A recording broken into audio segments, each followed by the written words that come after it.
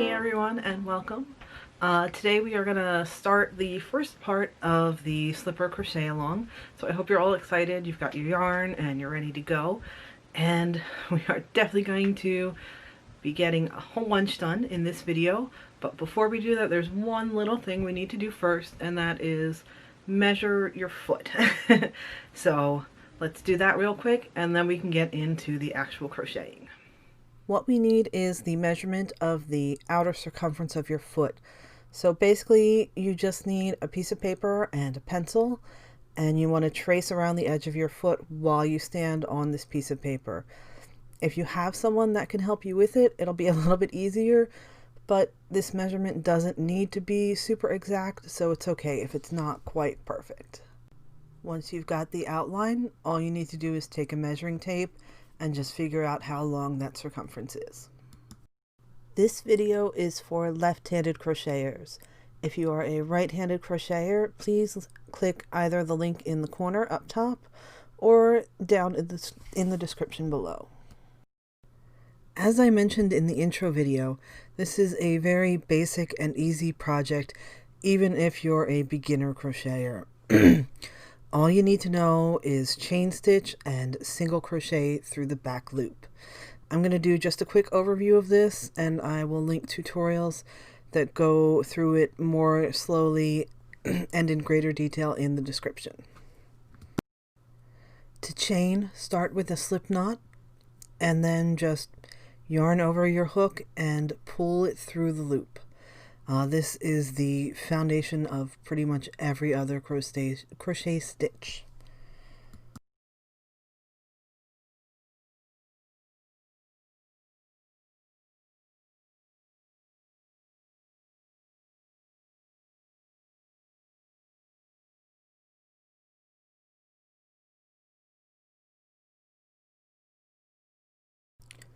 To do a single crochet in this chain, I am going to skip the first 2 stitches, and I'm going to put my hook through the 3rd stitch. I will then yarn over and pull this through my chain stitch, and I now have 2 loops on my hook. I'm going to yarn over again and pull this through both of the loops that are on my hook, completing the stitch and leaving me with just 1 loop on my hook again, ready to start over. So that is, again, through my chain, yarn over, and through both.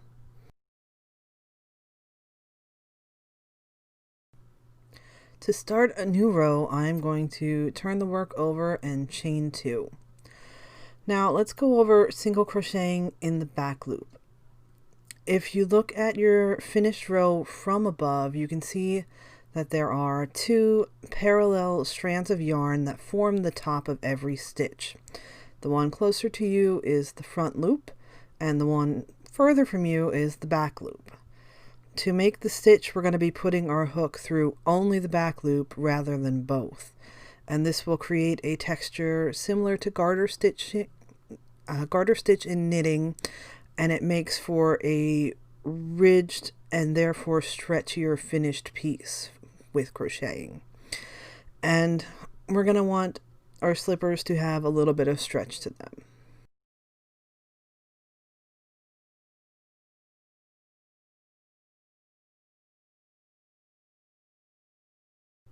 As you can see, after only just 1 row of crocheting through the back loop only, it's already forming a ridge at the side facing me and a little valley at the other side.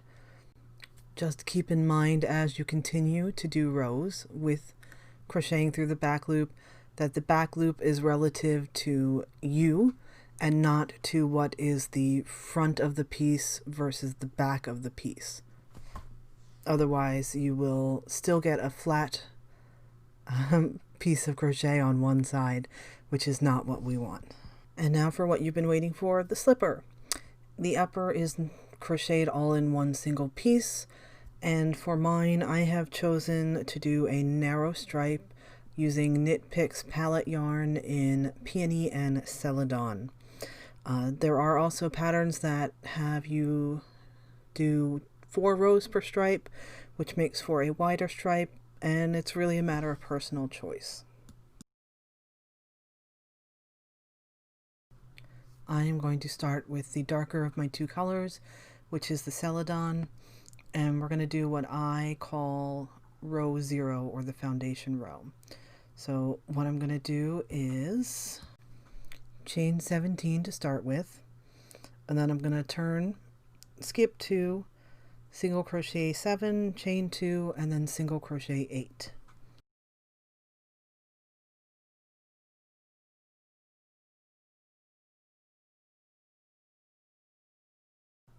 Now that I have single crocheted 17, I'm going to skip the first 2 loops and start in the third, and I'm going to do 7 single crochets.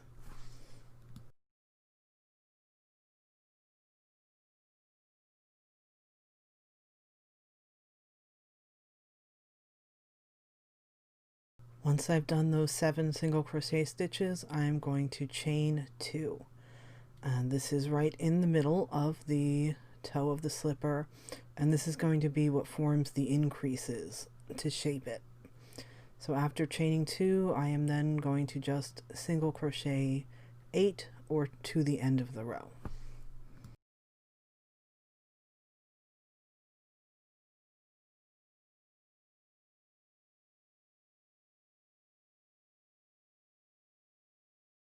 You can already see the little point forming where those chain stitches are. That will help shape the top of the vamp where it goes over the foot.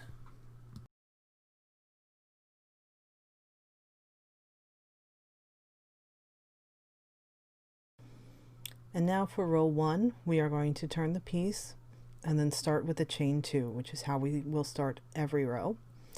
And then we are going to single crochet 8 times through the back loop only.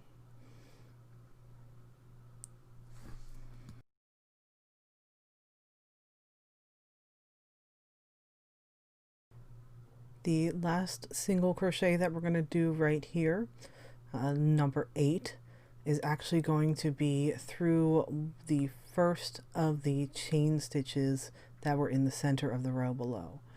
So that is an easy indicator that you've gotten to the middle, is when you hit the chain stitches.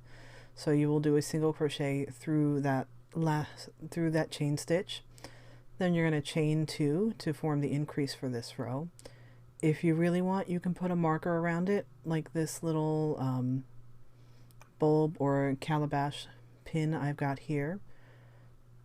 And then, not crocheting through it, you are going to, after doing those chain 2s, you're going to do the first of your next set of single crochets in the second chain stitch from below.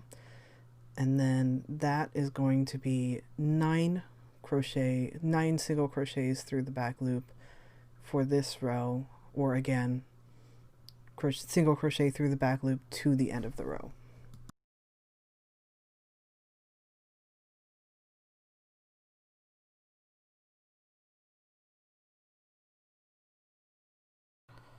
To start row 2, again, we are going to turn, chain 2, and then single crochet through the back loop 9, chain 2, and then single crochet through the back loop 10.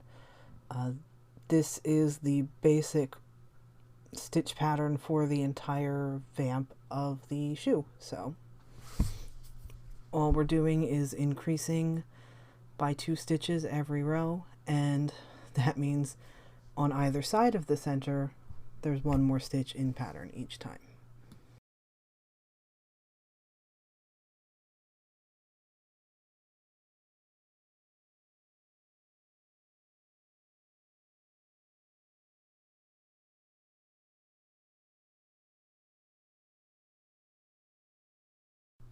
Now let's talk about stripes. As I said before, and as you saw with my other piece, I'm doing narrow stripes, which means I'm changing colors every 2 rows. And the way I'm doing this is, at the end of my second and subsequently every even row, I am going to swap colors. And to do that, I'm going to hold both colors together to do that final yarn over and pull through both loops of the last single crochet in my even numbered rows.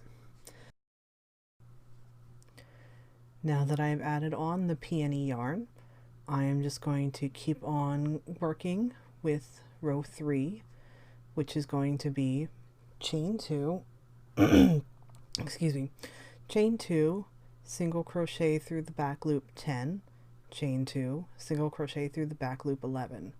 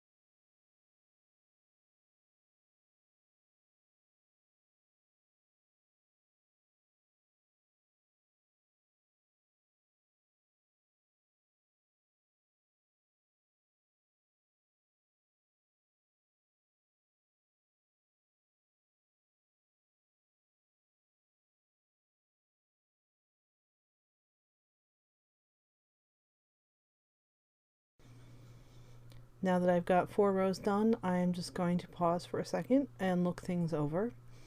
What I'm going to do is I'm just going to keep working and changing my color every 2 rows. I am not cutting my yarn though. I am just carrying it up the side because honestly I don't want to be weaving in all of those ends if I don't have to. Now, if you're curious, I am working on a second set of slippers, and in some pretty wild colors. This pair is going to be for Robin of So Loud when it's done. And as you can see, I am doing 4 rows in each color before I switch. And even though I am doing longer or more rows per color before switching, I'm still carrying them up the side the exact same way. So I'm just going to continue on, and rows 5 through 25 are going to be the same thing, which is chain 2, single crochet through the back loop to the first chain below, and then chain 2 and single crochet to the end of the row.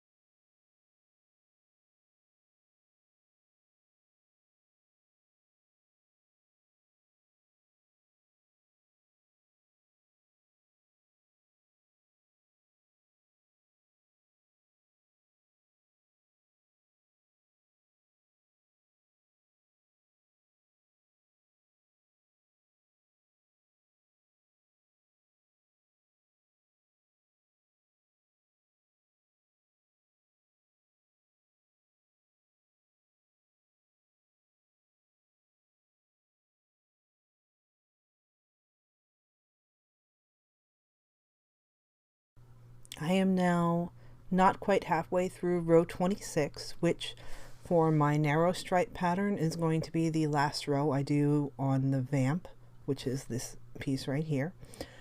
And if I were doing wide stripes, or the 4 rows per stripe, I would continue 2 more rows and I would finish the vamp on row 28, just so that I have an even amount of rows and not one random narrow row. So what I'm going to do for this last row in my vamp is I am going to just single crochet through the back loop the entire thing.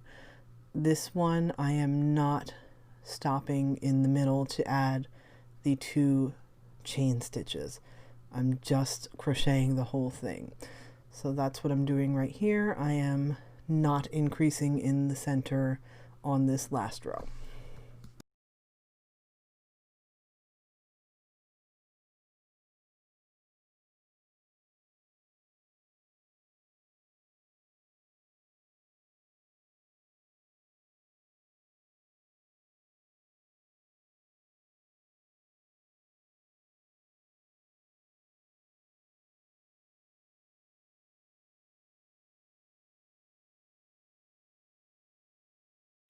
Now, even though I am done with the vamp of the slipper now, I am not done with the upper, and I've got to make the sides and back still. So as you can see, I have not cut my yarn, and I am just going to switch colors and start working again. And this time it's just going to be a long narrow strip, no shaping whatsoever. So this part, even though it's a whole bunch of rows, it'll go pretty quickly. So what I'm going to do from here on in is just chain 2 and then single crochet through the back loop 15 stitches.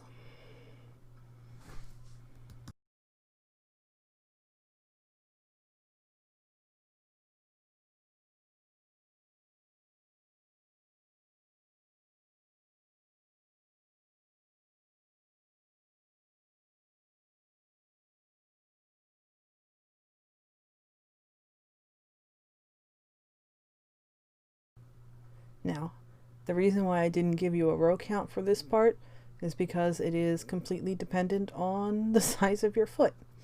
And this is why I had you measure the circumference of your foot to start with. You might have noticed that I haven't actually mentioned gauge for the crocheting before. And honestly, that's because for the most part it doesn't matter. The only place it kind of does is just figuring out how long you need to make your side panel. For me, I am getting about, with a slight bit of stretch, I am getting 4 stripes or 8 rows per inch. My foot circumference was about 22.5 inches, and what I've done so far, not counting the 3 rows for my side, is measured out to about 9 inches, which means for me, I need to do 13 inches of length for my side piece.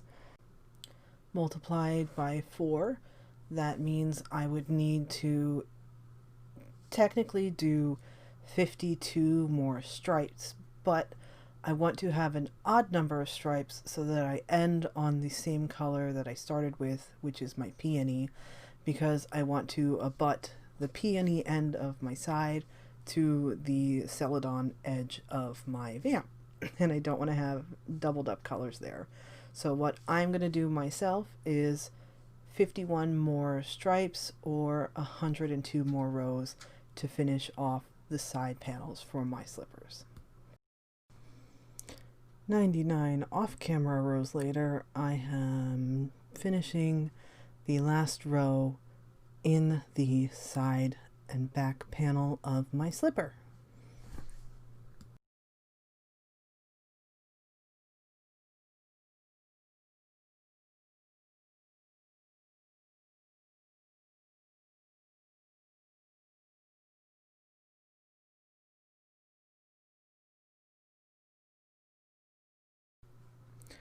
As you can see, I am finishing on a peony row so that when I stitch these 2 pieces together, these stripes are in the correct pattern. And as I did with all of my other rows, for my even rows I should say, I am going to drop my hook. I'm going to end this one by pulling both yarns through the last loop. I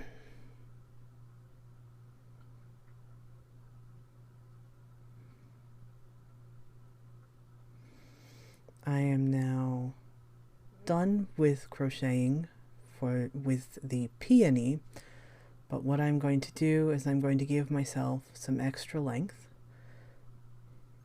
and I just kind of estimated about 4 times the length, or the width I should say, of this piece here, and I'm going to use that to join together my pieces once I am done, to connect the other side of my vamp to the side back rectangle. But I am not going to be joining my pieces together right now. Instead, what I'm going to do is just run a line of basically stabilizing single crochet stitches along the outer edge of my slipper. And what I am doing is just 1 single crochet stitch for every stripe, or 1 stitch for every other row. And this is to help protect the floating threads from where I carried my yarn up the side, as well as to give me a slightly more solid edge to sew the slipper upper onto the sole of the slipper. I am also doing my best to keep these stitches looser than the single crochet stitches I use in making the main part of the slipper, because I want them to have a little bit more stretch. If you aren't good at doing looser stitches in some places, you can always go up a hook size or 2 to make it work more easily. As I get to the corner of the toe, I am just going to give myself an extra little chain stitch right there to make turning that corner a little easier. And then I'm going to just single crochet in the same place I did the single crochet of my foundation layers, or of my foundation row. I am just going through the other side of the chain stitch.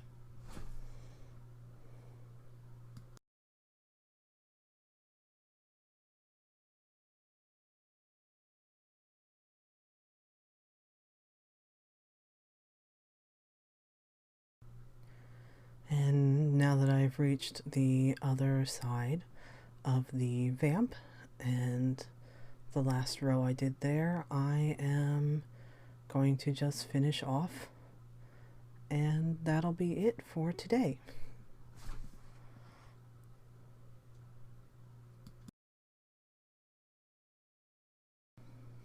In the next video, I will go over assembling the slipper, so joining it to finish the upper, and then what to do to prep and attach the sole of the slipper, as well as the last little bits of finishing. So that video will go up in 2 weeks, and I can't wait to see what you guys make as you follow along with this video. Please send me pictures on Instagram or tag me. I'd love to see them, and I will talk to you all soon. Bye!